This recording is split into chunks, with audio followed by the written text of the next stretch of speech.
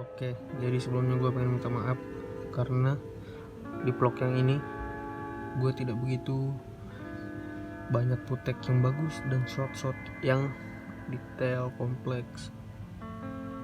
Dan maafkan saya guys.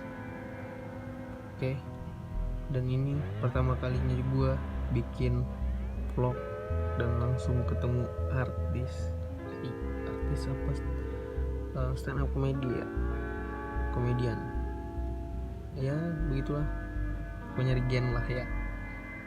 Dan gue sebagai orang biasa biasa aja lah, wajar kali gugup. Oke guys, jadi gue pengen ingetin lagi, gue minta maaf. Oke.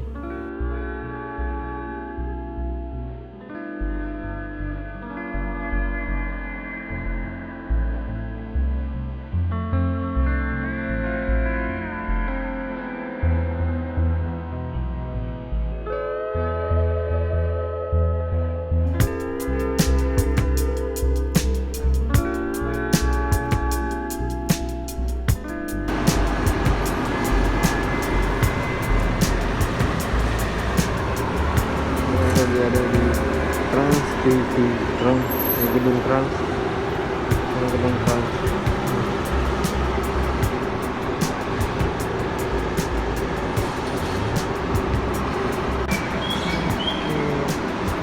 Jejer parkiran, enggak kang parkir, enggak apa.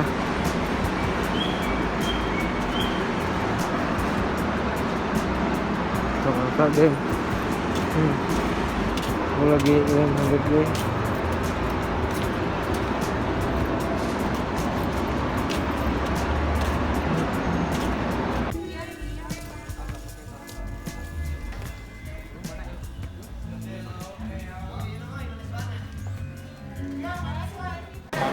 Oh iya.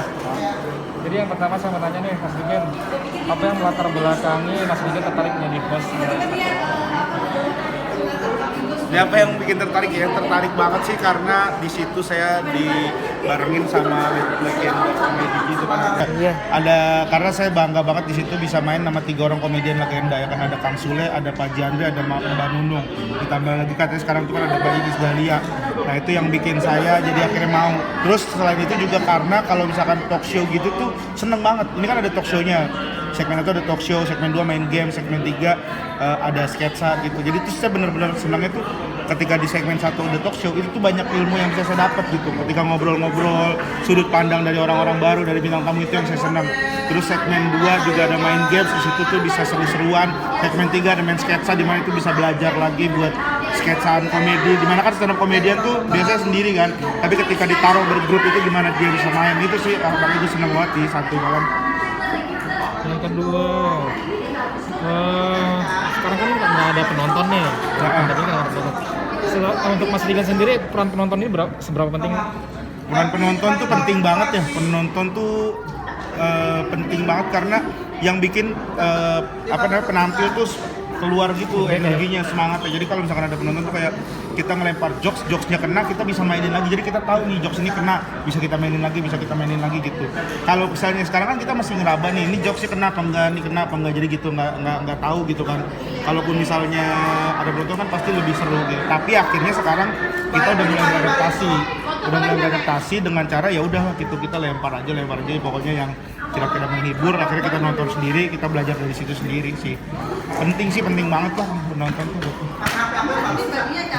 Menurut Mas Digen nih, kelebihan dari acara santai malam apa nih dari acara yang lain? Kelebihan dari acara santai malam dibanding acara yang lain, seru karena ada talk show-nya, terus ada main games-nya, terus ada sketsanya.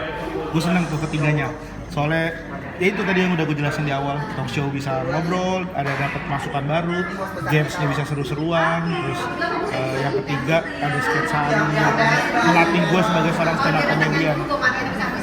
Dan terakhir Mas Digen, bagaimana Mas Digen menjaga hubungan komunikasi dengan para kru di santai malam? Dengan para kru, kalau ada happy,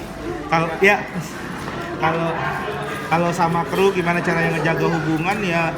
Gue biasanya tuh kalau misalkan nyampe tuh ya tos-tosan ketemu sama kru gitu, terus ya kadang ngobrol sama kru misalnya sebelum masuk tuh kan kita biasanya nunggu tuh sebelum in frame tuh ngobrol sharing ya. gimana mas gitu, ngobrol sama tim kreatif juga. Kadang kalau misalkan lagi break gitu kan kita suka nongkrong bareng, nah itu biasanya ngopi bareng gitu. Biasanya gue sih gitu sih, lebih banyak di komunikasi ngobrol sih untuk menjaga itu. Itu aja Mas Rigen. Siap, sama-sama, thank you.